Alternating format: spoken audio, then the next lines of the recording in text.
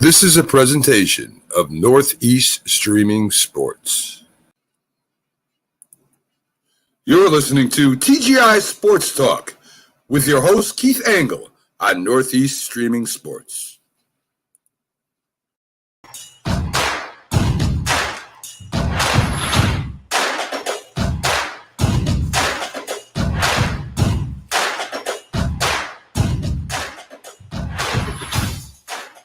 Good evening, everybody. Keith Angle for TGI Sports Talk's College Football Huddle. I hope everybody's doing well tonight. Lots to talk about. We'll dive into last week's winners and losers, and more than just games, winners and losers in general. We'll talk about the big games this week, some movers and shakers in the top 25. We'll go around some of the conferences. We'll talk about some of the coaches who got fired. More coaches getting fired in Power 5 conferences during the season than is normal, and probably more on the way. We'll talk about some of that, maybe some potential replacements for some of those coaches. As Paul Chryst at Wisconsin, to me, was a shocker this week. I know they're having a bit of a down period, but Paul Chryst has been very successful. So lots going on behind the scenes there. We'll also talk about some of the big games to keep an eye out for this week. As Alan Perales, I'm sure, will point out tonight, ESPN Game Day visiting Lawrence, Kansas for the first time ever, as Kansas will lose at home to TCU. Just a little prediction. Guys, welcome to everybody watching on Facebook, Twitter, YouTube. We'll be on Roku. This show will be on Roku tomorrow at 11:30, on Friday at 11:30 a.m., and we'll repeat it on TGI Sports Talk a few times as well. I just got to make a quick editorial comment. I don't normally do this because I've got pretty thick skin. You know, I don't get offended by stuff, and I'm not offended by this. But I don't understand some bad actors out there. So I do a weekly Patriots recap, and I post it to several groups. And the groups, guys, these groups are very, very accommodating, and most of them are very appreciative of the content that I put up there. I don't pretend to be, the most polished broadcaster out there in the world, guys. This isn't my profession. This is not my vocation. It's my avocation. And I do it for fun, and I do it to hopefully entertain a little bit. Like back and forth to you guys is fun. And I had a guy, when I put my Patriot recap up on one of the Patriot sites, this guy I don't think is a Patriots fan even. He's in Jacksonville, Florida, and his page is full of pictures of him in Jacksonville Jaguar attire. And his name is, just because I want to call somebody out today, and I hope he sees his show tonight, Lawrence Boydston. Lawrence, if you don't like the content, that's great. But, to kind of put the demeaning comments you put up about, and I let this stuff pass, but it just struck me the wrong way the other day. And I got into a back and forth with him because, nobody's paying me to put this content out there. I don't do it for self-gratification. I do it because I have fun doing it. Do I like posting it to the group so that some other people can view it and I can get some feedback on the shows? But there was no constructive criticism in Lawrence's comments. And guys, to me, I don't go out and just berate. There's probably 1 million people doing these podcasts like I do today. Some of them have illusions of grandeur, I suppose, and think they're going to make it in the big time. I don't do that. I'm here to have fun, kibitz with you guys back and forth, and I enjoy it. The trolls out there, for anybody who's trolling, have a good time, have at it. Am I offended by Lawrence's comments? No. I'm saddened for him. As I told him, I don't know how to keep up with his certainly pleasant attitude and demeanor I wouldn't know how to appeal to a person like that, and I will not even try. So I just want to, if Lawrence should see this show, he may not, because God knows what groups he belongs to, because what he's doing in Patriots Nation or whatever the group it was that I posted it to, when he's a Jacksonville Jaguar fan, is beyond me.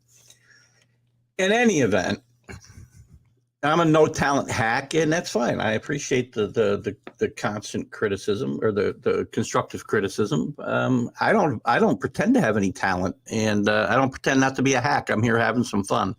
So Lawrence, enjoy your night, and I would challenge you to come out and do this, and not make a total fool of yourself. And I do some nights, but I have fun doing it. So sorry for allowing myself that.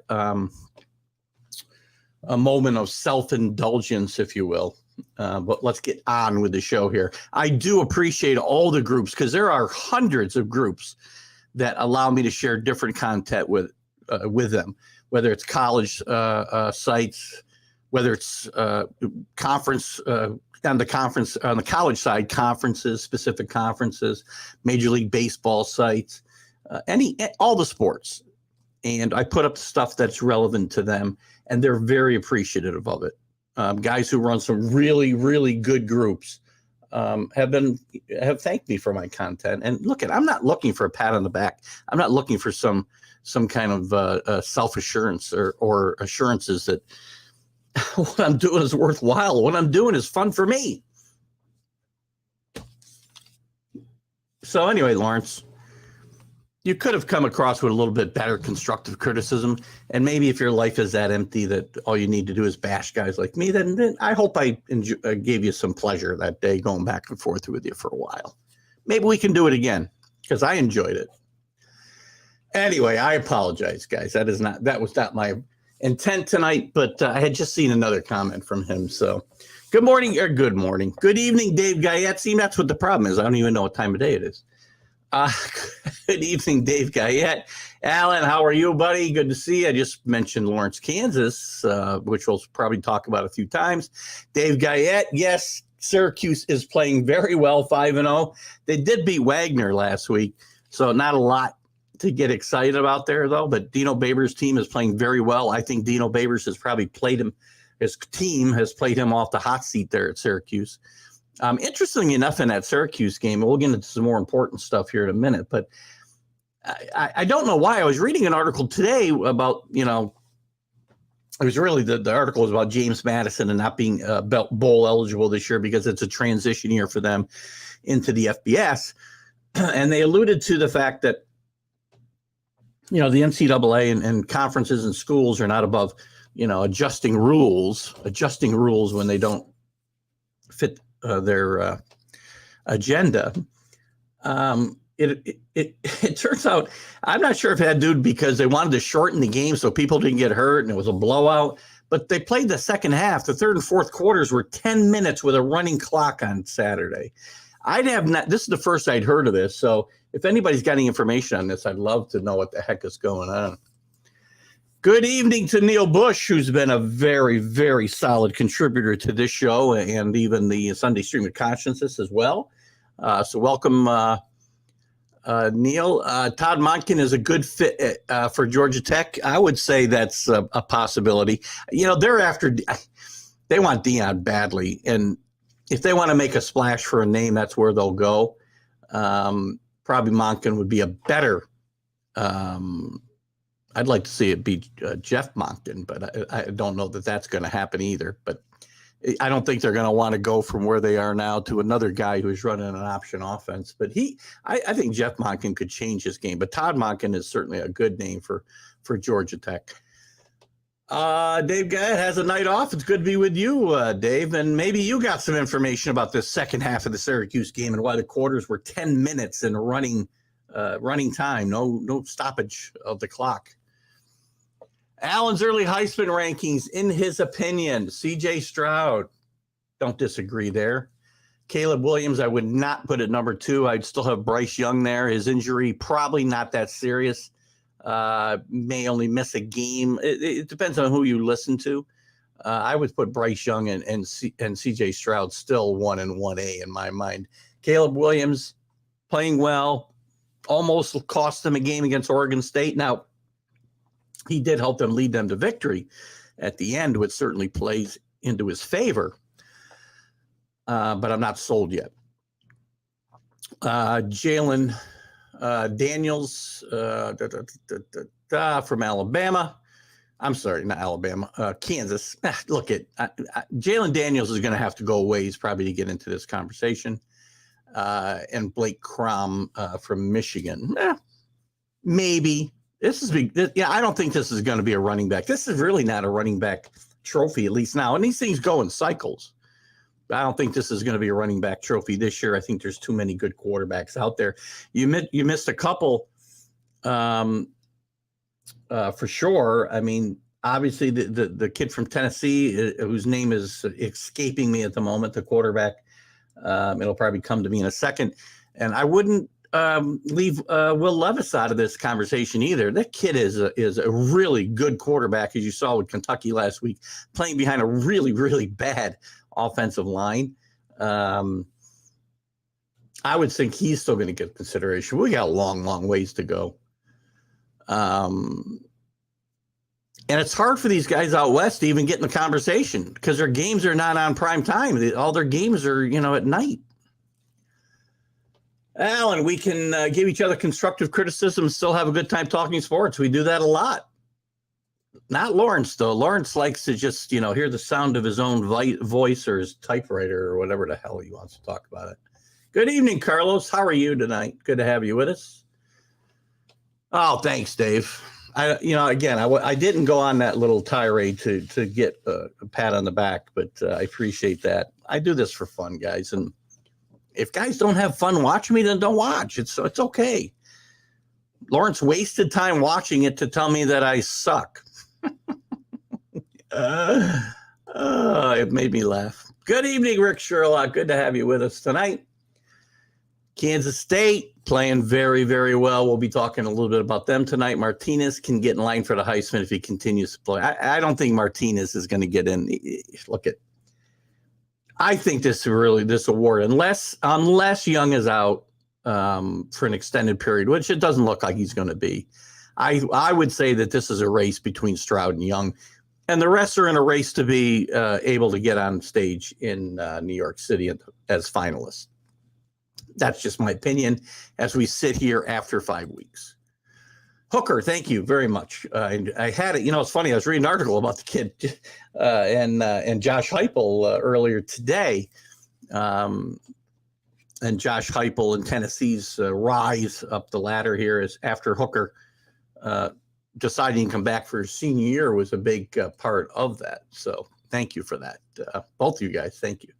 I love you guys can bail me out. That's why I can, if I forget something, I just say, please, one of my ombudsmen or assistant producers here, or producers, whatever you want to say, help bail me out. Neil Bush, I think the Heisman is a two-horse. Yeah, I think it's a two-horse race as well. Stroud's in the lead. And that game, he will probably lengthen or widen that lead, Neil, if Young is out for a bit. Young should have enough time to be able to close any gap, though. So I think it'll be a fun race to watch. Heupel was a Heisman candidate. Listen, Josh Heupel was a good quarterback. Led Oklahoma to their last national championship, if you remember, and had beat up on a very good Nebraska team. Nebraska was still relevant at the time. The team that he led to a national championship, I think, went 12-0. And during that run, they had beaten up on number 1 Nebraska, number 2 Wisconsin, and number 3 Kansas State. Or I may have the order mixed up a little bit. I know Nebraska was number 1 and had been coming off 3 national championships in 6 years, and had gotten beat. This Oklahoma team that Josh Heupel led to the national championship had gotten beat by Nebraska the year before, like 63-7 or something. So he was a good quarterback. He wasn't, he was not a Heisman. He may have been mentioned in that. I do not think he was a finalist that year or any year. Josh Heupel was a good quarterback, not a great quarterback. Carlos, oh my God, he's a better coach than he is a quarterback. Was a quarterback, I would say. Oh my God, and the great. Well, whatever. This is about college. Who cares about the NFL? I get into these conversations with I don't know if Carlos but Kenny Gifford and some other guys about when was the last time Ohio State produced a good NFL quarterback? And Ohio State's not in a job. Their job is not to produce NFL quarterbacks. It's to put winning football teams on the field in college. If they become NFL stars, well, great. That's not their job to produce NFL players. Carlos and I have this little debate every now and again, too. I mean, we sometimes mix up these two. As much as college football has changed, it's still not the minor leagues for college, for the NFL. It's not. And we'll get into a bunch more here. I knew Alan would know this, 12-0. That's certainly not looking that good right now, though, that's for sure, after getting a beatdown by TCU last week. What did TCU run off, about 680 yards against Oklahoma last week? It's funny, this hot seat meter site that I follow has Venable all of a sudden in the 4th spot. Now, I think that's overkill. He's obviously not in trouble. But, the bloom will come off that rose pretty quick if you're going to get beat like that at home. I believe that game was at home. And they beat Florida. I do remember that championship game, Oklahoma State. I'm sorry, Oklahoma. Jesus, sorry, Alan. I didn't mean to demean you that way. Oklahoma beat Florida State in that national championship game. And Neil's all over that as well. And that was that was a great championship game. That, I don't know, college football was still college football then. Who we got here? Boston X. Good to have you with us tonight, Boston X. I think you're a new viewer, or at least a new commenter. Good to have you with us. I think K-State and Kansas have their best chance. They may. TCU's got a really good team. I think TCU goes to Kansas and beats them this week, but I like Kansas State. I think this is going to be a race for the top, though. I think Oklahoma State is still the team I picked to win here, Boston. And I do like Kansas State. I like their coach. They might be in danger of losing their coach, Kansas and Kansas State, to theoretically better jobs this year. But I think they're both teams that are going to be relevant here. And I was a naysayer for Kansas for a while. They certainly proved me wrong here last week, or the last couple of weeks anyway. So interesting. Kansas, again, as I mentioned at the top of the show, getting ESPN Game Day to Lawrence, Kansas for the first time ever. And I love Game Day, guys. It's a ritual here in my house that it goes on at 9 o'clock and it's on until 12. I may not be sitting there watching every second of it, but it's got to be on the TVs all over the house as I'm farting around. Josh Heupel was a finalist. I'm going to ask Alan to fact check that a little bit, Carlos. So you could be right. My memory doesn't go back that far as who was finalists and who weren't. But I would be shocked if he was a finalist. But you could very well be right. And Alan will be my last word on that, as he is the Oklahoma aficionado here on my shows. If he came to New York City, then he was a finalist, and I am wrong. And, I am more than happy to say when I am. Sam Hartman could make a late run. Sam Hartman's playing at a very, very high level right now. Played great against Clemson. Played very well last week against Florida State, a much improved Florida State team. We'll probably get Larry Sorensen on to talk a little ACC football next week. I was going to do it this week, but I thought I'd wait one more week, as we'll see how Wake does this week as well. I'm just disappointed, and I think we talked about it last week. I think Wake Forest should have, at the end of the game, the end of regulation, they should have probably gone for the win when they had the ball, I want to say, at midfield. I think they were just across into Clemson territory, and Dave Clawson decided to kick the ball away and play for overtime. But I think their best chance to win was there. They weren't stopping Clemson at all. Correct. College is no minor league for the NFL. Agree. So we don't care then if Ohio State doesn't produce NFL quarterbacks when we're talking about great college quarterbacks, because it's only about whether they were good in college. Yes, TCU for real. Finally, listen, Sonny Dykes has gone back to his alma mater and done a great job there. They've got their own great offense. Obviously, as I said, 660, 670 yards of offense last week against Oklahoma. That's, you look at, when you're not playing some Division II team or something, that is a remarkable amount of yards you get against any team, let me tell you. The game was in Fort Worth. Okay, so I mixed that up. Anyway, you just want to shape it, though. That was a beatdown that really hurts Oklahoma. They're out of the rankings now. In fact, a Red River rivalry will get played, the Texas-Oklahoma game this week, with both teams unranked. One of the few years that's happened throughout history, for sure. You guys are riding me good with the comments. Good tonight. We'll get off to a good start tonight. Boston X official. Who's your team, by the way, Boston? I think there are 4 teams to win it. I have Kansas State.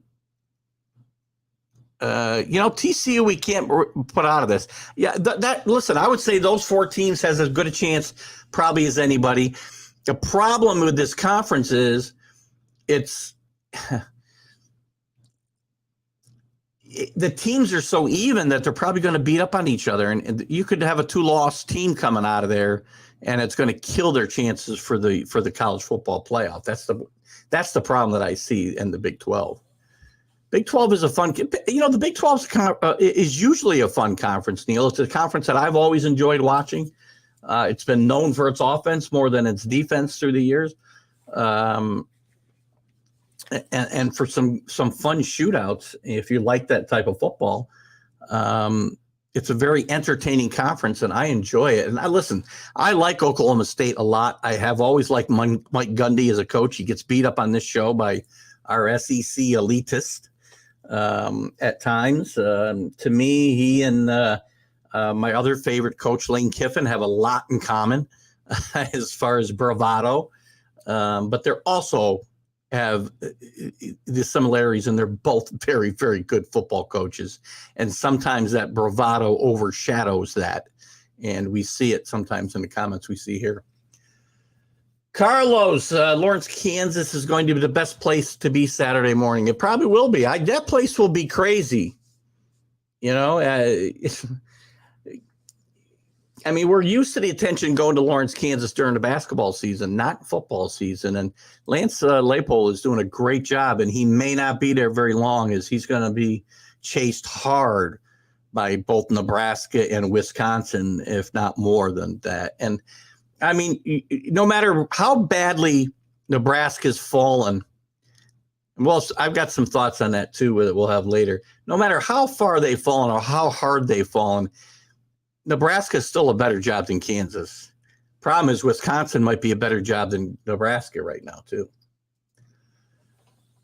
Rick, did I miss Larry's birthday?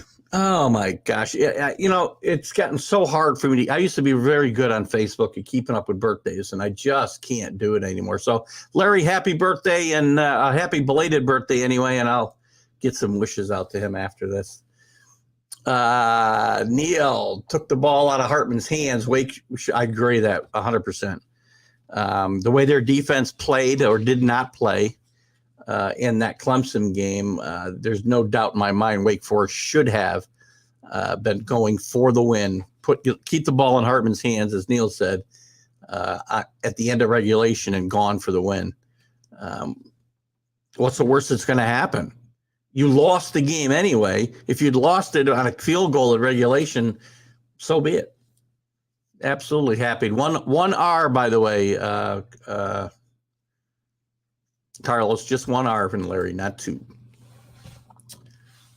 We're not going to talk about anything but what you guys got up here tonight. That's awesome. First time since 1998, sorry, that Oklahoma, Texas featured both teams unranked. Yes, long time between that type of game, and only a couple times in the history of the rivalry has it happened for sure.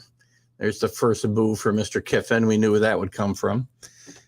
Big 12 they are playing some defense. Now, Oklahoma State, listen, the last couple of years, Oklahoma State was known for their wild and crazy games. In the last couple of years, their defense was very, very good, while their offense fell backwards. This year, the offense has stepped back up while the defense has struggled a bit, especially in their opener. But it's starting to come along and catch up with the offense, and they're getting some really good play out of the offense this year that they weren't getting the last couple of years. That's why I like them. They're a much more better balanced team this year. And listen, I like Mike Gundy. Must be at least the partial mullet he's still got. Third straight, maybe when we get to 40 or 100 straight, maybe I guess that's a big deal in Kansas, right? What a class, 2002 Heisman. I don't remember. You'd have to refresh me because, again, I can't go back that far before. Skipped Heisman comment. Okay. Anyway, let's get it. We'll have Mark Mancini coming in about 8:10 today, and we'll get on him about Pittsburgh losing last week to who did they lose to? Hold on. Let me get my notes up here. Who are the winners and losers last week? Big winners last week. TCU, huge winner last week, coming out of that game, not just beating Oklahoma, but beating up on Oklahoma.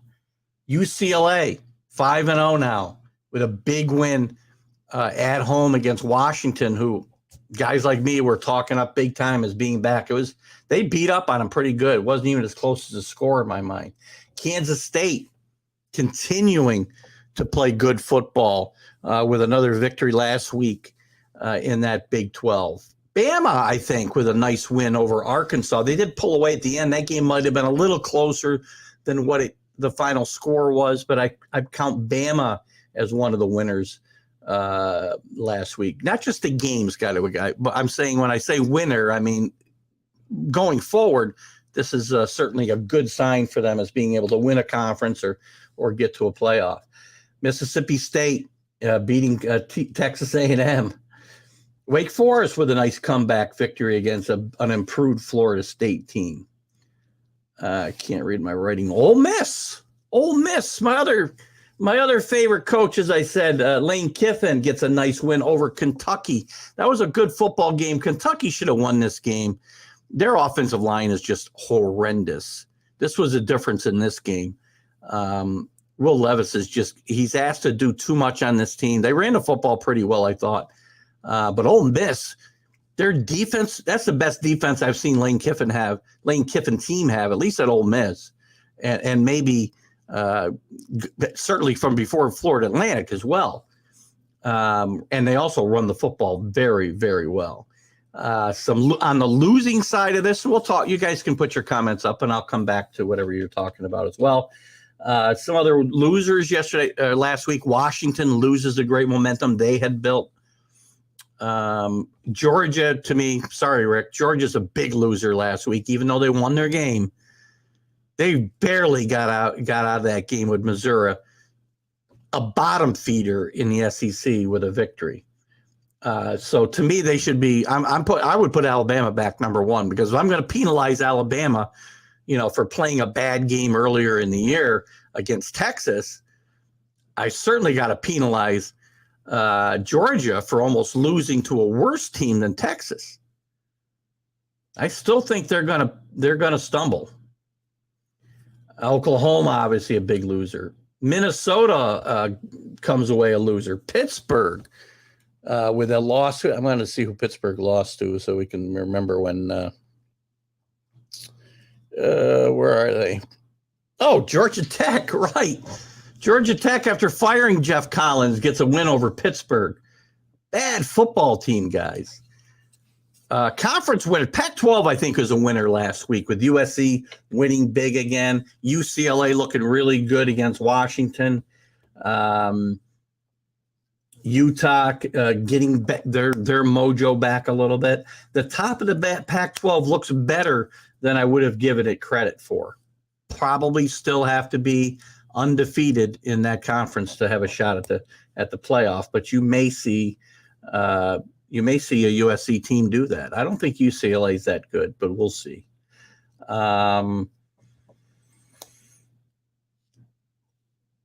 The group of 5 teams, they come out a loser so far because there's nobody that's going to have any chance. With Houston being as bad as they've been, they were the much ballyhooed team in the group of 5 conferences. They come out a loser here after 5 weeks for sure. And also, I don't know, let me get your comments and then we'll see what else I can come up with here. Gundy is a man, yes. Well, those comments are, about 12 years old, so they're a little dated, but he's also a really good football coach. Anybody who doesn't think he's a good football coach, just like I say Lane Kiffin is a good football coach, just check the records, guys. Heupel was runner-up in 2000. Good. Wow. Man, I missed that. Good one. And I'll tell you what, he's a better coach than he was a quarterback. Georgia isn't as good as last year, but it's still well, I've said all along they couldn't be as good as last year. How could they possibly be after having 14 or 15 guys get drafted into the NFL last draft? They are still a force. And I didn't, when I said they would take a step back, Clemson took a step back last year, was still a force. I mean, 10-2 is not a bad year. Unless you're Georgia or Alabama or Clemson, apparently. I think Georgia will lose somewhere here in the SEC, maybe to Kentucky in a couple weeks. Although that offensive line of Kentucky's is just atrocious. Very bad loss for Washington. Not just the fact that they lost the game, but the way they lost it. They were never in this game. Never. Michael Penix Jr. did not look good. He had put himself in the Heisman conversation up until that stinker last week, and I don't think he'll be able to wash that off him and get back in that conversation. Drew Brees finished 3rd. LaDainian Tomlinson finished 4th. Who finished 2nd? Oh, 2nd was who finished 1st? 2000. Isn't that terrible? Oh, who did finish 1st?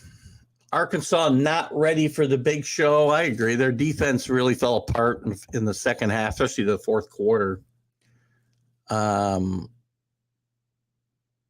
When theoretically they had a chance to maybe pull an upset. They kept the game fairly close. And then when Young goes down, you think, okay, maybe they got a shot. But they just, I don't know, they run the ball for about 200 yards in the fourth quarter. This was a prove-it game, and they fell apart. I don't disagree. I don't disagree with any of that. Kentucky's not deep enough. Well, I can tell you this. Kentucky's only problem in my mind is their offensive line. Kentucky and their special teams. By the way, that's the other big loser, not just this week, but in this season. So I talk a lot, and Carlos, and Alan, and some other people have brought it up to me, that how much I talk about special teams and how bad it is. It's bad in the NFL. It's also bad in college.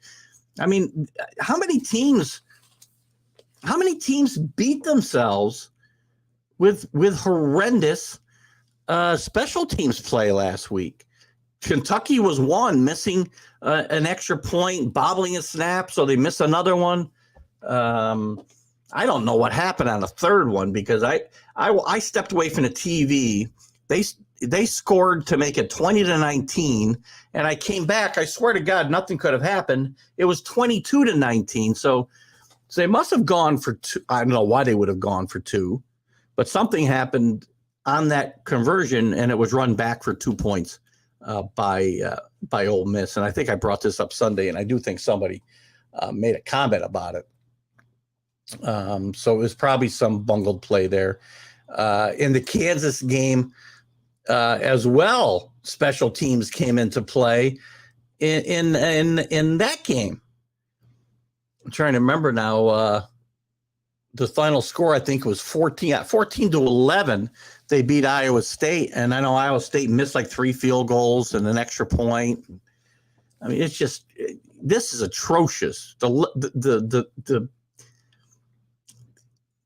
stinkability, for lack of a better word, of special teams play across NCAA football is good. Now, again, that doesn't mean every single team, but as a rule, every week you're seeing horrendous play in 4 or 5 games that are costing teams victories.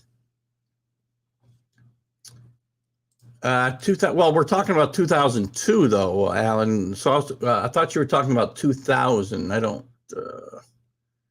Maybe that's the right year, 2000. Okay, that could be Carson Palmer's year.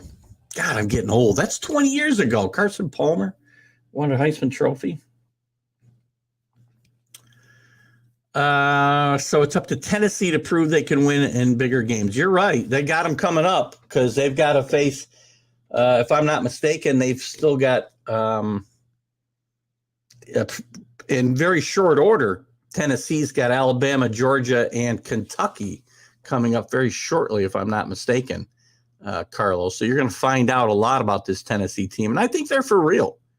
They might be the team that beats Georgia. They might be the team that beats Alabama. Oregon is making a run with Bo Nix. They're not going anywhere with Bo Nix, Oregon, I don't think. Well, maybe if they don't play SEC teams anymore, maybe they'll be okay. Picking Tennessee in a lock over LSU. And Washington State. Washington State's played decent football this year. I think they lost a close game this past week, if I'm not mistaken. Who'd they play here? Let's bring up the trusty scoreboard, shall we? Boy, there's a lot of leagues, right? Of course, Pac-12 doesn't come up where it's supposed to. How come this isn't alphabetical?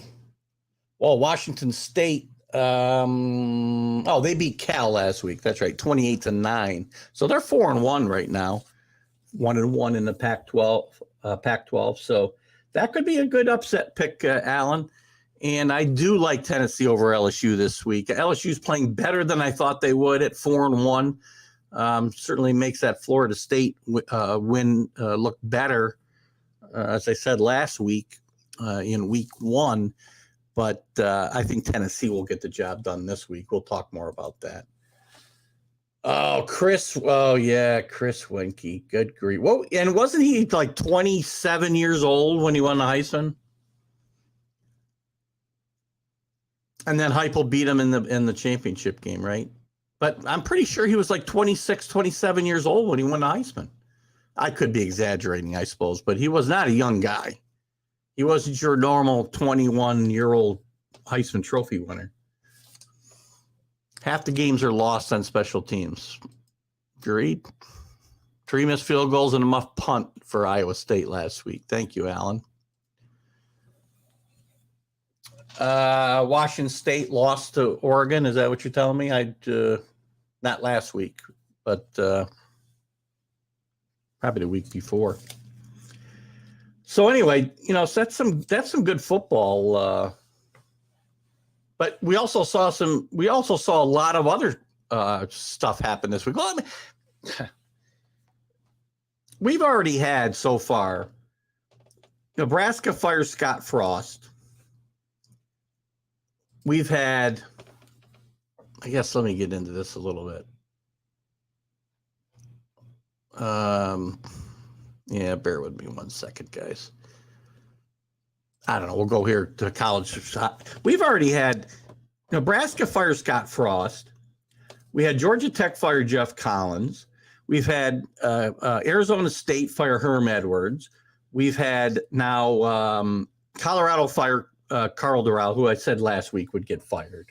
Probably, I said it would probably be the 4th week in a row with a firing, but he gets fired. But most surprisingly at all to me was Paul Chryst getting fired at Wisconsin. This is going to be the best job that opens up, at least so far. And I would think that And this is a coach with a 720 winning percentage, who won three Big Ten West titles. Didn't win a championship, didn't sniff a playoff, but this is a pretty consistent winner. 9 wins last year.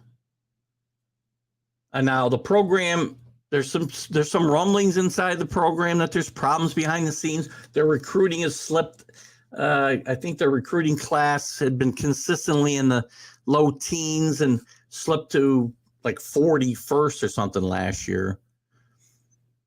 But Paul Chris has been a proven winner. This is a shocking to see them and pay $11 million. A program like Wisconsin pay $11 million for him just to go away. And I'm also shocked he took the $11 million because he had about $20 million coming, but he wanted a lump sum, so he took the 11. I'm not really sure I understand that, giving up, $9 million just to get your money up front. But that's a pretty sizable investment to fire a guy in midseason. Now, I know they think Leonard is maybe the heir apparent. He's only been named the interim. He's not the head coach. So they probably will shop to maybe get a guy like Leopold or somebody like that. Or Leipold. I keep saying Leopold now and again. Sorry, it's what I do. Well, they're going to probably be tempted to go chase a guy like Leipold, who has ties to the Wisconsin program, also has ties to the Nebraska program.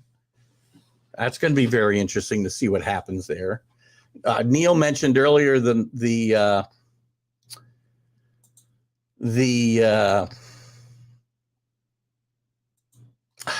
Georgia Tech opening. I would consider, again, I think Munkin is definitely a consideration there. I want to get into where some of the other candidates might be for some of these schools. As we were talking about, let's stick with Georgia Tech for a second because Neil brought it up earlier. Jamie Chadwell's definitely going to be a contender there. There's probably some other places at the Coastal Carolina coach. You'll see his name pop up in a majority of the openings. Probably not out west or the Midwest. This guy probably needs to be in the Southeast, the Atlantic coast, somewhere like that. Josh Gaddis, who's the first-year offensive coordinator for Miami, former offensive coordinator for Michigan. Bill O'Brien's name is going to pop up for this Georgia game and this Georgia Tech opening. And don't forget about Deion Sanders, right? Bill O'Brien's name is going to come up a lot, I think, for jobs this year. I think this is probably going to be the cycle Bill O'Brien goes back to. I don't think he's going back to the pros. I think Bill O'Brien will stay in college. Did a really good job at Penn State, keeping that when that team was, at its depths after the whole Paterno and Sandusky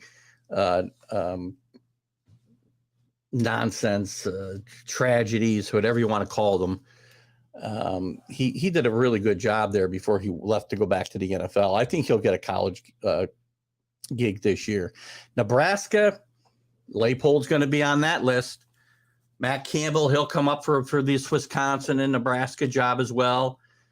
Urban Meyer, forget about Urban Meyer. Urban Meyer is going to get mentioned for all these jobs, right? He'll be attached to all these schools, but none of these schools are going to attach themselves to him. Urban Meyer's career as a coach is over. End of story.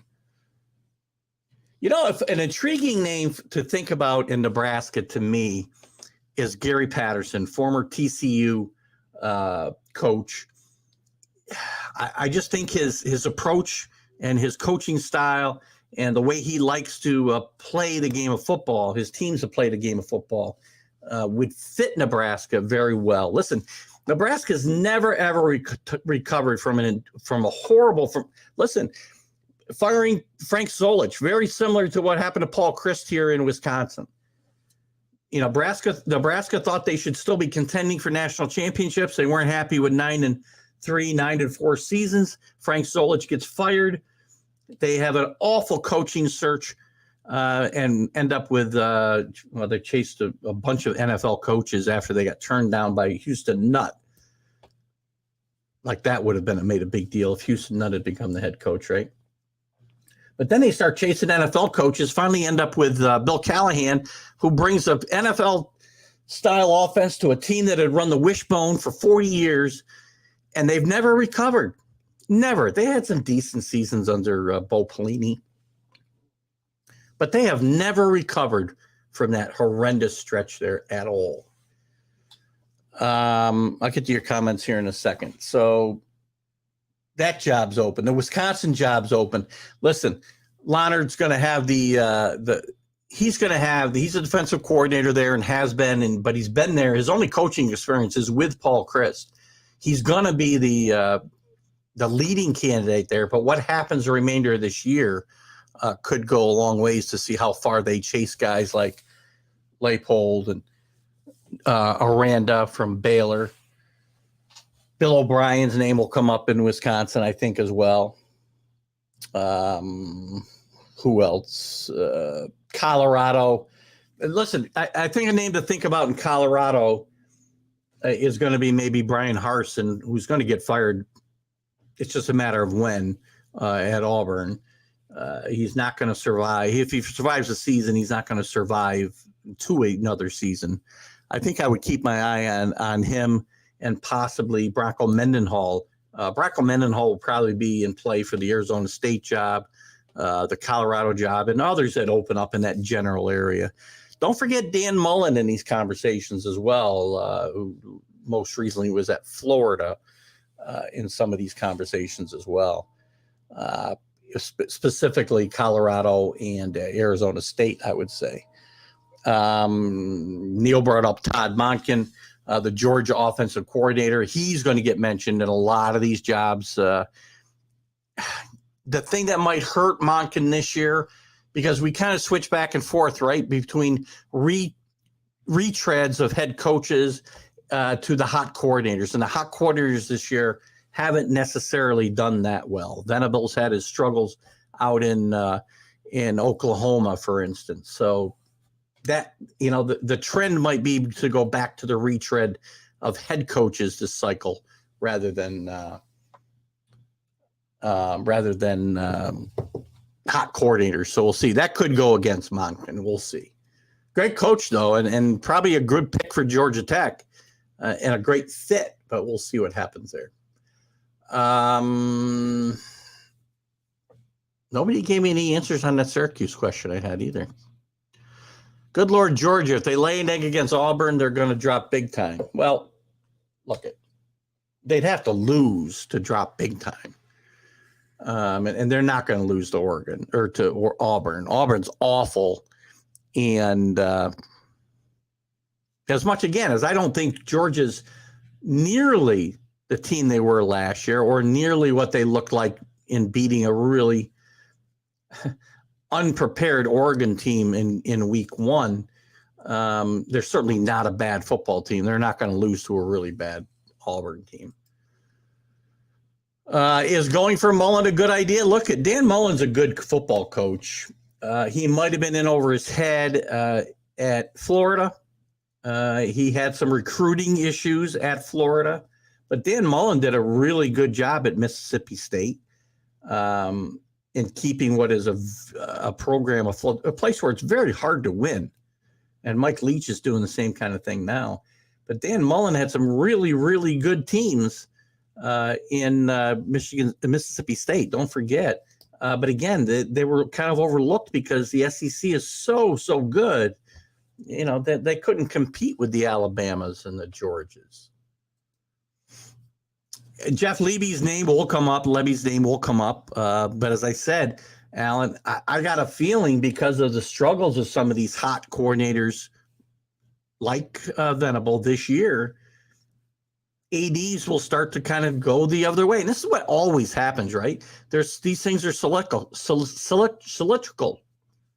Close enough. 1 year, one cycle, we're going after retread coaches like Dan Mullen and Bronco Mendenhall. By the way, Bronco Mendenhall stepped away from Virginia of his own volition. He was not fired. He'll be in great demand this year, probably out in that part of the country that we talked about. So Levy's name will definitely come up. We're going to see whether there's going to be a bias against some of the coordinators this year. And they go towards the retreads because of some of the struggles this year. I think he can be in a staff, but be the head coach that is overwhelming for him at Florida. I think he can be in a staff, but to be head coach that it wasn't overwhelming. It was overwhelming for him in Florida. He was a really good head coach at Mississippi State. To say Dan Mullen can't be a head coach, I think is probably inaccurate. Can he coach it at one of the top football schools, or what's expected to be one of the top football schools in the country and in the SEC at a minimum? He had his struggles there. He had trouble recruiting. A lot of the Florida schools have had trouble recruiting recently, though. Let's not forget. Because, number one, some of those, they were losing kids to UCF and schools like that they weren't losing them to before. They've been losing them to the Georgias and the Alabamas. And that, not being able to keep those kids at home like they'd have in the past. Florida State ran into the same problems, right? Miami's run into the same problems. Unable to keep the really good recruits home in Florida has cost both those schools, and it hurt Dan Mullen in Florida. And I do think he can be a good head coach at the right school. And you know what? Colorado is going to be a very tough situation for anybody to go into, by the way. Pickles, good evening, good Pickles. One of Robert Butler's number one followers. We're happy to, anytime Pickles joins us. Good to have you with us tonight. Georgia's too deep at every position. Well, last year they were 3 deep at every position, and so they were a much better football team. They're not as good as they were last year. They're still a very, very good football team, though. They're certainly in the top 6 teams in this country, but I do think that they will stumble in the SEC. I think Alabama could still stumble in the SEC. So I think you could see 2 one-loss teams or a 1-loss and a 2-loss team playing in the SEC championship game this year. Urban Meyer's not coming back. I guarantee. Here's the thing: nobody's touching Urban Meyer with a 10-foot pole. As desperate as Nebraska is, do you think Nebraska, after what they've been through with the Scott Frost, and as I said, for 2 decades now, not 2 decades, but almost 2 decades, certainly since they went to the Big Ten, Nebraska's been irrelevant. Do you think they want to go through some fiasco with Urban Meyer? They're not going to do it. Don't forget, Urban Meyer just didn't flame out in Jacksonville. He got chased out of Ohio State because of the allegations that went on against his assistant coach, that he ignored what was going on, and that's what left call. Don't forget, that's why he left Ohio State. Basically chased out of town by the mob. Mickey Delaney, our favorite Great Northwest follower. Great to have you with us, Mickey. Sorry your Huskies didn't do better this week, but last week, I should say. But the Huskies and the Cougars are both doing very, very well this season, certainly better than possibly most of us expected. Pickles, exactly. Georgia, Alabama, Clemson are all raking Florida. And sort of Texas schools, by the way. And it used to be, those Florida schools were so good because they would keep those kids home. The Pickles. I got to give you a high again. You get 2 highs out of me now, Pickles. Mickey's back. Good to see Mickey back. Urban Meyer's as dead as Queen. Might be too early. It might be too early for that, Pickles, but I agree with you. Urban Meyer will never smell, certainly not a big time college coaching job, and his ego's too big to go somewhere else. So I think Urban Meyer is done. I think Urban Meyer will just have to be happy on the Fox pregame show, and that'll be that. Yeah, it doesn't matter whether he cares. The schools have to be willing to hire him, and they're not going to. And to what Pickles said, He's as dead as the queen. Might be too soon, Pickles. Oh, finally, Alan gets me some information here. Wagner wanted to cut the game short because they were already down 49-0 at halftime, and there were some injuries piling up. Both teams agreed. Man. I figured it exactly. It was this. I mean, I didn't know for sure, so I didn't want to say it without, facts. So thank you, Alan, for checking that out for me. Exactly what I probably assumed. And look at Wagner, don't schedule Syracuse and go there for a payday. And then when you're down by 50 at halftime, can we shorten the game so we don't, how is it okay just to change the rules of football in the middle of a football game? Texas is shaking that money tree. Well, that we know, Pickles, for sure. There's a shout out to Carlos. Get a shovel. Get a shovel. You're a good man, Pickles. You're a good man. Carlos, who's being a pesky guest? Oh, my God. Anyway, let's take a look. We got to take one of the big games this. Well, let me take a look at the rankings first, and I'm going to go to some games. So who are the big winners and losers in the polls this week? Alabama jumps back to number 1. Georgia falls back to number 2, which, again, as I said, if you're going to punish Alabama for nearly losing to Texas, you certainly got to punish Alabama for almost losing to Missouri, who's even worse. No changes in the 5 spots below them here, and I go by the AP poll, at least until the playoff poll comes out. Oklahoma State moved up 2. Big mover, Ole Miss moves up to 5 spots to number 9. Doing a great job, Lane Kiffin. Defense and a running game. Something new for Lane Kiffin's teams. Penn State, Utah, Oregon, and all move up 1 spot. Kentucky with a big drop to number 13, 6 spots down. They could move back up, though, as they've got still a tough, if they win their games, they've got a tough road to hoe in the SEC, as everybody does there. NC State only drops 4. I thought they might have dropped more to 14. They did not play a good football game against Clemson last week, by the way, guys. This is a game that was a 10-point game, was not nearly as close as a score. Clemson scored a garbage time touchdown to cut it to 10.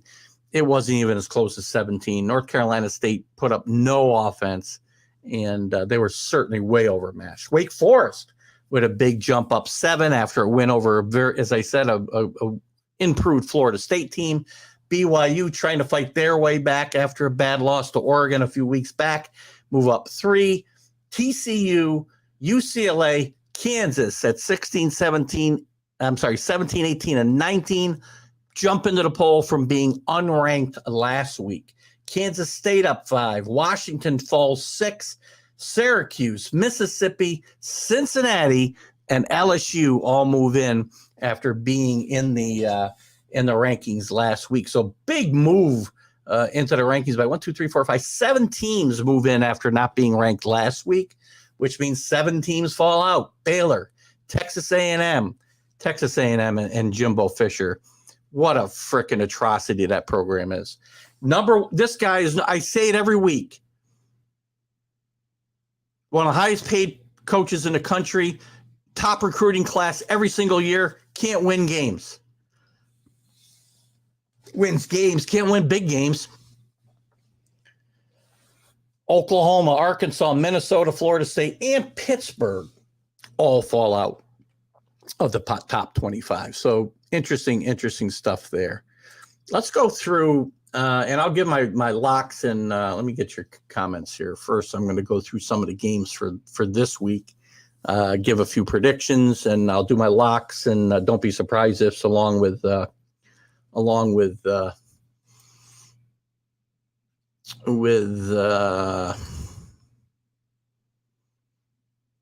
Mark Mancini in a little bit. Let me get your comments here before I do that, because I know we've got some I missed. Your base. What is that? What is that? Oh, Texas. I get it. That was Allen. He's after Allen there. Everyone used to schedule MTSU for a walk. Yeah. Yeah. Good point. Those days are over for a lot of schools. Penn State can mess up Ohio and Michigan's hope. They can. But again, I'm not a big James Franklin fan. He never beats Ohio State and Michigan. Not when the chips are down, not in important games. And again, I said never. I'm not going to, I don't mean that literally. I'm sure he's won games against both of them, but not when they're good. Lane Coachin's coaching for his dinner. What are you talking about? Lane? I'm not getting into that stuff. PCU wants to play against Ohio. It's Ohio State, by the way. They don't play against Ohio.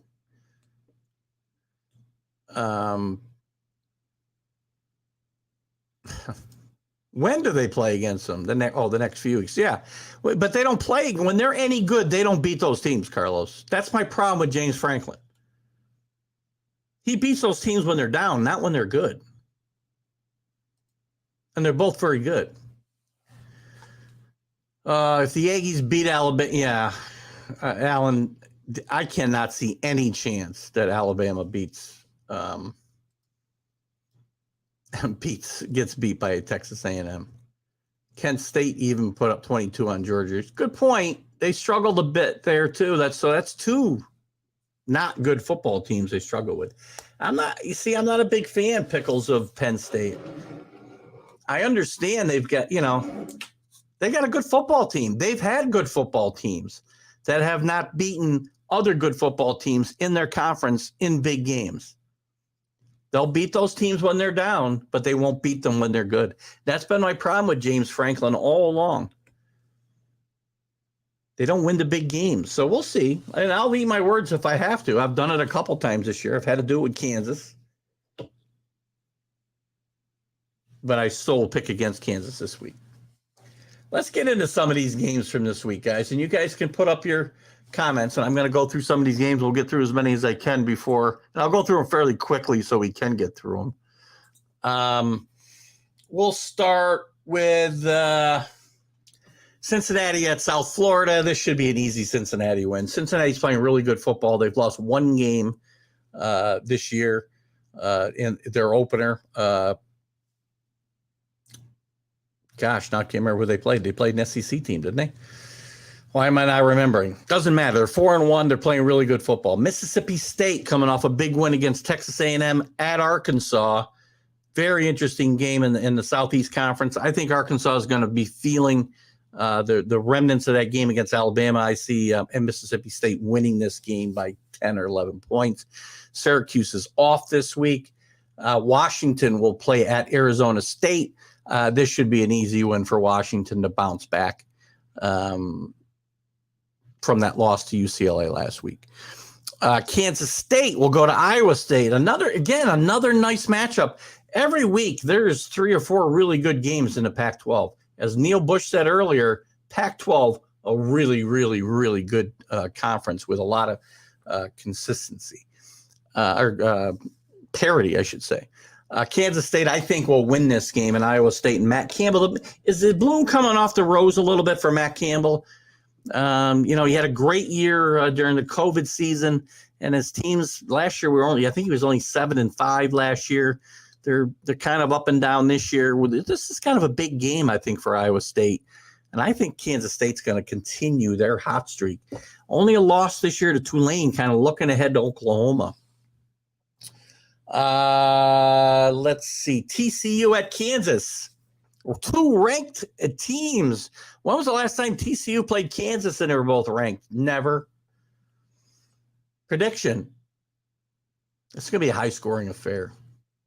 I think a lot of predictions I see call for Kansas winning this game by 3 points, 38-35, blah, blah, blah.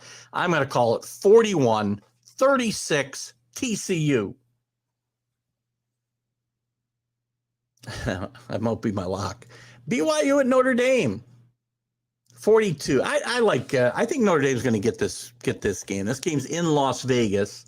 And I do think that Notre Dame will continue their better play and beat BYU in this game, probably by 10 or so. Wake Forest at Army. I think Wake Forest wins this game easily. Army's not playing really good football right now.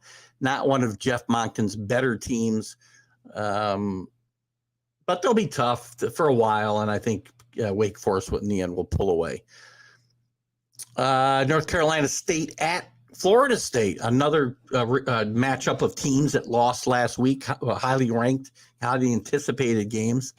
I think Florida State will bounce back and beat NC State. I think NC State has a bit of a hangover from their chance to beat a top 10 team for the first time in their program's history.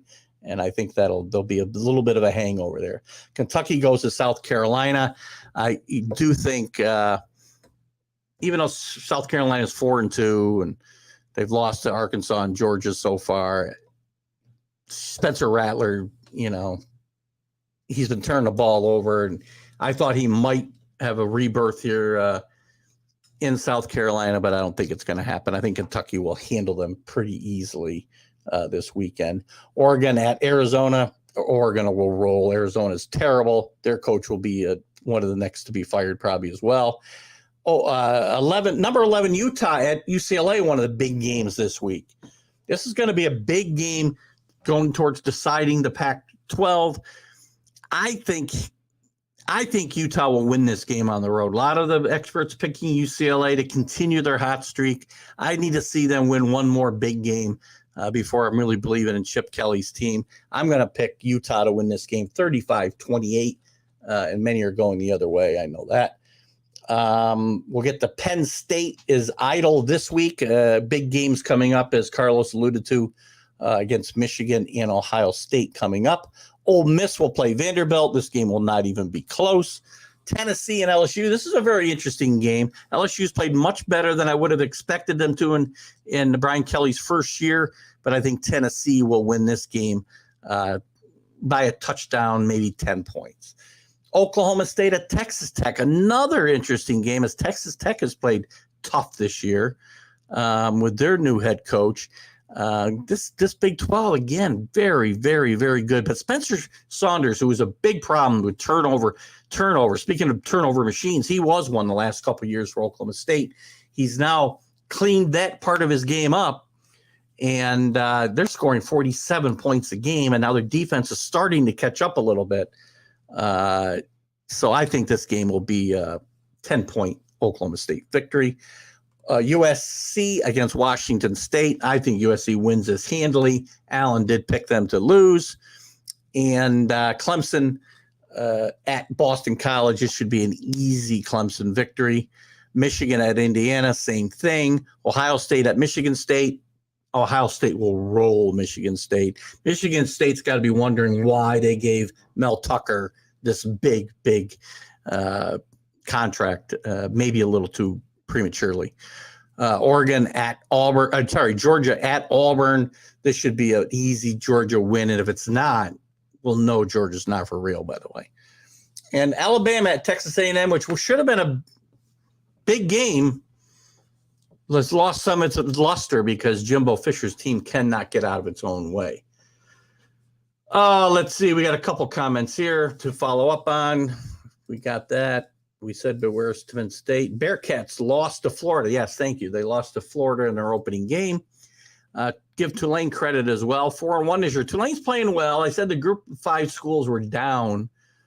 And I shouldn't say when I say they're down in the sense that they really don't have anybody that's really going to compete, obviously, for a college playoff. But it'll be an interesting race, I think, to see who gets that New Year's Day 6 spot from that group of 5 schools. You'll have Coastal Carolina in play there. You'll have Texas San Antonio in play there. You'll have you'll have Tulane in play, and whoever wins the AAC will be in play. You'll have somebody good from the Mountain West potentially. But right now, Coastal Carolina, I think, would be in the driver's seat there. You might have had James Madison in play if they're actually eligible for a bowl game. And, with Syracuse and and Wagner changing the rules of a football game, maybe they'll consider changing the rules for James Madison so they'll be bowl eligible. Don't see that happening, but I think it's a silly rule anyway. TCU 7-point favorite on the road. TCU is really good, Alan. Might be my lock. I don't know. We'll see. And take those points at home. I mean, you like them to win the game. You like them to cover the spread. Two different things. Even though both teams aren't ranked, Red River should still be a fun game. It will be a fun game. I think I will take Oklahoma in this game against Texas. I think Steve Scarsazian may not survive to have Arch Manning as his quarterback. We'll see about that. If they need to finish with a flurry, I think, this year for Steve Scarsazian to keep his job. I'd be a little concerned if I were him. What else is going on around the world of college football before we have Mark Mancini join us? I had a couple of things to chat about. We talked about that. It's interesting that Lance Leipold is talking about how he has no plans to leave for Open Badger's job despite his Wisconsin ties. He's happy here. What coach has ever said he was looking around?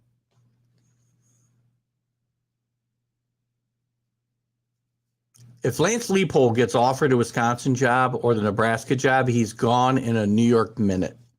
He is not sticking around Lawrence, Kansas. Because, again, you can win there, but you can't win consistently. He's done a great job. And maybe he's built something that another coach can continue to win some games. But Lance Leipold is not staying in Lawrence, Kansas if he gets offered one of the a better Power 5 job. And Nebraska's a better job than Kansas. I don't care how bad they are this year. Wisconsin's a really good job.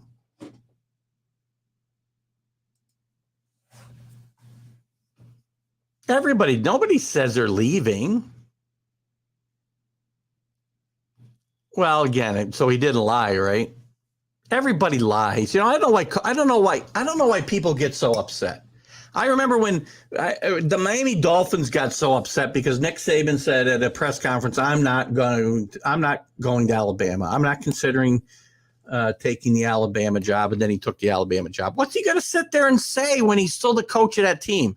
Oh, yeah, we're talking to Alabama and we'll see how it works out. Nobody does that. And then everybody gets all upset. But what a coach is supposed to do?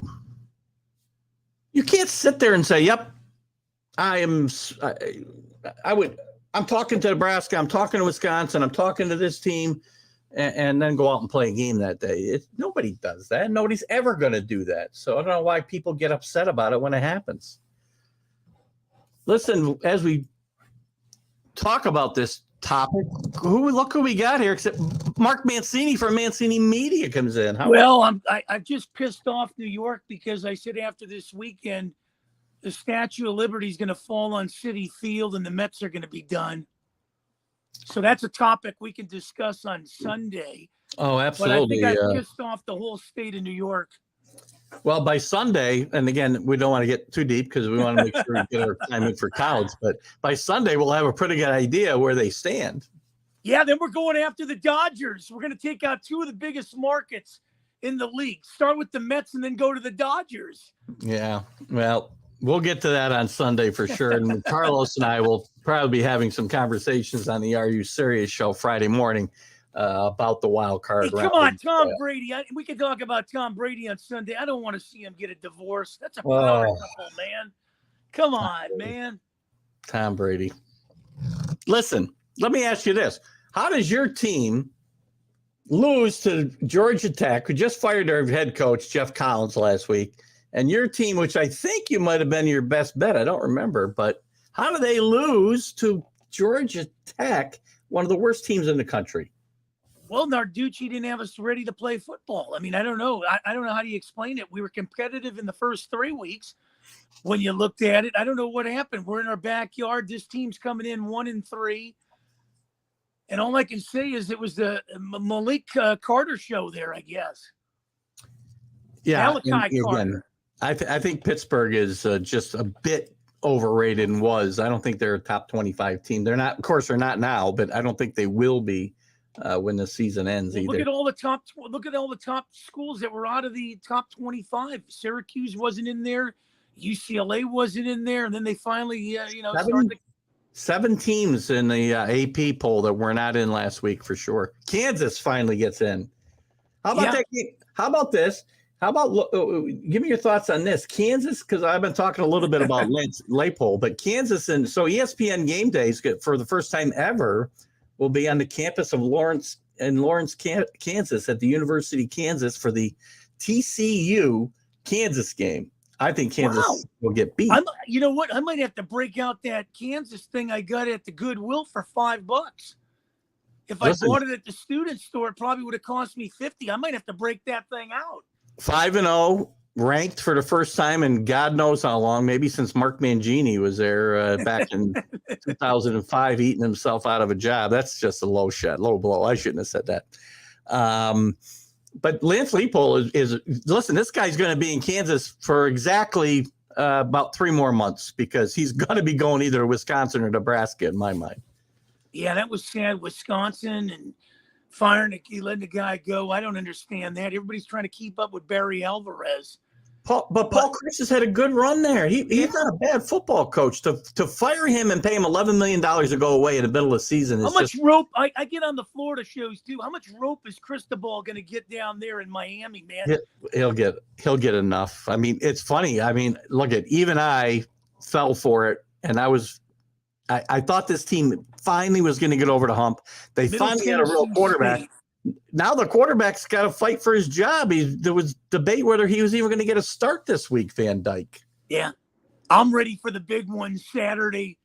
Jimbo Fisher's going to get his ass kicked, man. This is going to be the most watched game, man. Alabama's going to take out Texas A&M big time. You know, this was going to be a much ballyhooed game early before the season with the back and forth between Saban and Jimbo, and I think Saban can he's probably happy with some of the rat poison that's been being passed around because Jimbo might leave town. Listen, Jimbo Fisher's the seat's got to be getting kind of hot under him. Yeah, this guy making huge bucks.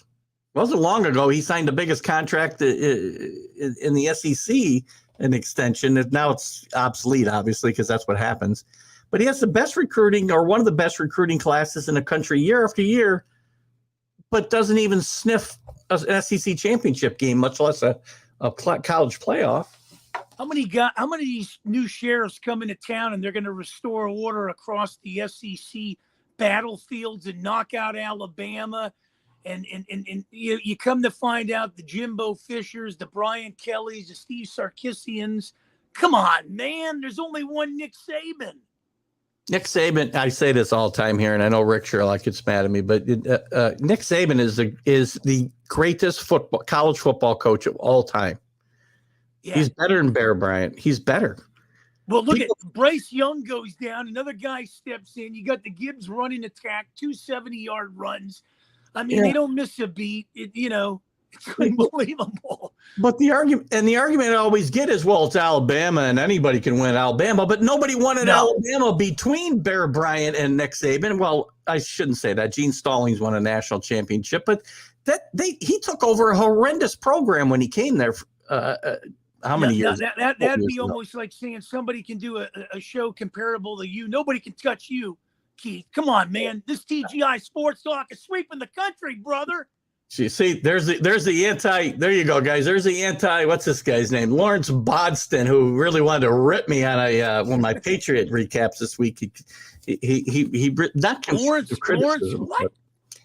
What's his name? Lawrence Bond. He's used every alphabet of the letters to compensate his last name. I told him he's got too many consonants in his name. No, you need a couple of vowels. So anyway, we had a little back and forth. I usually don't get into it with people, but this guy was just being a jerk. So where's Pat Sajak when you need him to flip the numbers? Right. Vanna flips the letters. So listen, Yes, he's talking about the SEC. I mean, if there's a year where Alabama and Georgia are vulnerable, this seems to be it because the league's it's deeper in good teams. Ole Miss really impressed me against another impressive team in my mind in Kentucky. Ole Miss played good defense. They run the ball like I've never seen a Lane Kiffin team run the ball. Is this a year that an Ole Miss or Tennessee can break through and get to the SEC championship game and maybe have a chance to win that conference? I mean, I don't want to say we're grasping, but I know when Steve Spurrier went down to South Carolina with the Gamecocks, he was the next thing that was going to break these whole barriers and win a championship. I don't know. I mean, Penn State's putting a nice little thing together. What they're doing, I like what they're doing. They're in upset mode too. Yeah. We talked about it earlier too. I think they've got a bye this week, and they've got Michigan and Ohio State, maybe back to back. My problem with James Franklin, and when Ohio State and Michigan are good, he never beats them.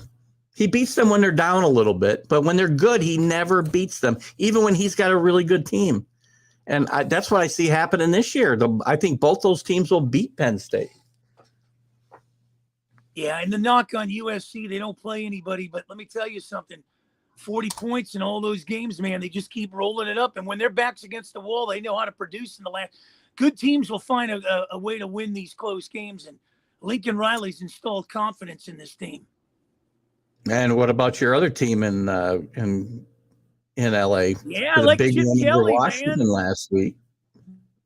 Who wins Bring that? those Utes. Come on, bring those Utes to the Rose Bowl. We'll show you how to play football. That's your marquee matchup in the Pac-12 this week is going to be Utah at UCLA. Can Chip Kelly's team continue to roll? I'm telling you right now, I'm throwing it out there. I think UCLA is going to beat these guys. That showdown the following week with USC might not be. They're not going to survive. Utah will not survive UCLA and USC in the 2 coming weeks. Alan says that USC will have a test with Washington State. I kind of agree with you here. I think Washington State's going to get. I think USC will win this game handily. Myself, yep. Washington State's better, but I don't think they're going to stand up to USC this week. No, especially in USC's backyard. I just think USC is too strong for them. And the only thing I can say, and Alan brings up an interesting point, you don't want to look too out and past Washington State because then you go to Utah the following week. Yeah, and Utah's not done here in the Pac-12. And they've been playing very good football since they went to Florida and lost, which that loss looks worse and worse every time Florida takes the field, it seems. But Utah's still got a chance to play their way back up the rankings and have been. I think this is probably a 3-team race between UCLA, USC, and Utah. I think Oregon, as well as they've been playing recently. Can we have an undefeated? I mean, hey, Keith, how great would this be? And I'm not a big LA guy, but how great would this be? USC and UCLA both undefeated, playing the second to the last week of the season in the Rose Bowl. For the Pac-12 to go to the Pac-12 championship. That'd be great for football. Now, it reminds me of that one year when they were both pretty high ranked, and I think, if I'm not mistaken, UCLA pulled a shocker on USC.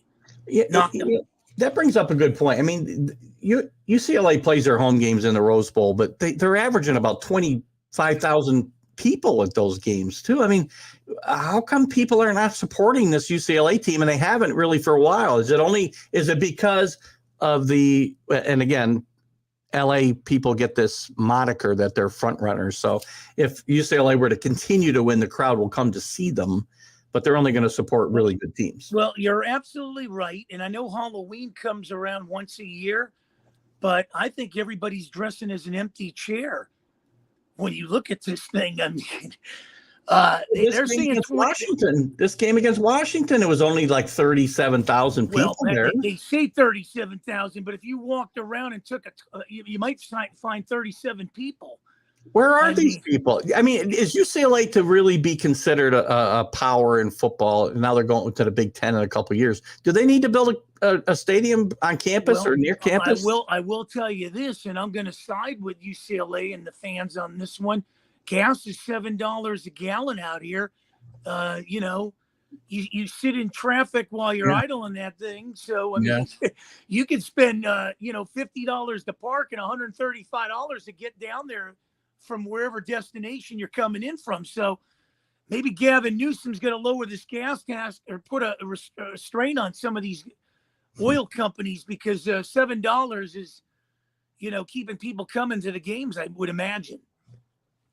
Well, if you want somebody to do something against big business, I mean, Gavin Newsom be your guy, I think. So I wouldn't worry about that. California football fans have died out. Even the Rams fans have what does that say? In the tens of hundreds. What are the tens of hundreds? Yeah. Are the Rams relevant? If I went up to San Francisco, I don't even know if people knew the Rams existed. They've been beaten by a drum by those guys 7 straight. So that's another topic we can bring up Sunday too. I don't know if the Rams have been exposed. I'm going to ask for your pick in a couple of games before we do our locks and don't be surprised. So let me pull a couple of games out here that I think are really relevant games. Good games this week. TCU. Who's the worst handicapper? Me or your great granddaughter there? Your beautiful granddaughter Scarlett. My great granddaughter. Jesus, how old do you think I am? I'm putting her on a pedestal. I know I'm looking old these days, but I'm not. I'm only 62. I'm not 102. I didn't put great grandfather. I made sure I put great. Oh, great. Oh, I see. I get it. I'm going to throw Tennessee at LSU. Interesting. LSU playing better football than we would have expected. What do you think in this game? I like Tennessee. I'm not really sold. I mean, on Brian Kelly. I really ain't. I like Tennessee a lot. I like Tennessee on this game. They're making strides. I like the way they're coming together. Yeah, I like Tennessee. I just don't care for Brian Kelly. Never did, but that's a story for another show. TCU at Kansas. Oh, you got to break out the Kansas gear, man. The Jayhawks, man. This is college game days there. They're not losing. This is the biggest upset of the day, by the way. I forget it. We're running out of time anyway. Let's get right to our locks. Give me your lock. Well, my lock is going to be Alabama taking Texas A&M out. Most watched game this week. Everybody's going to have eyes on it. This is like a pay-per-view. That's my lock. Alabama ain't losing. Don't be surprised. Yeah. Don't be surprised. And I said this last week, and people laughed at me. When UCLA beat Washington, don't be surprised if UCLA takes down Utah. Okay, there's a good pick. I'm going to stay away from I'm going to say, here's my lock. TCU goes into Lawrence, Kansas with game day there in front of Corso. If Corso's there, I hope Lee Corso's okay. Couldn't make it last week because he had a little spell, was in the hospital. We hope Lee Corso's doing well. Right in front of the game day crowd and everybody else, and puts a beating on Kansas and kind of takes the air out of their balloon. That's my lock. My surprise is going to be I've been wavering here. Here's my surprise.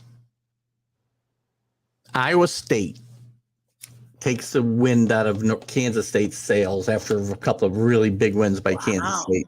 I think Iowa State back to the wall. Matt Campbell, starting to feel a little bit of heat after, he's one of the guys always mentioned for these big jobs as well. Hasn't done any a lot.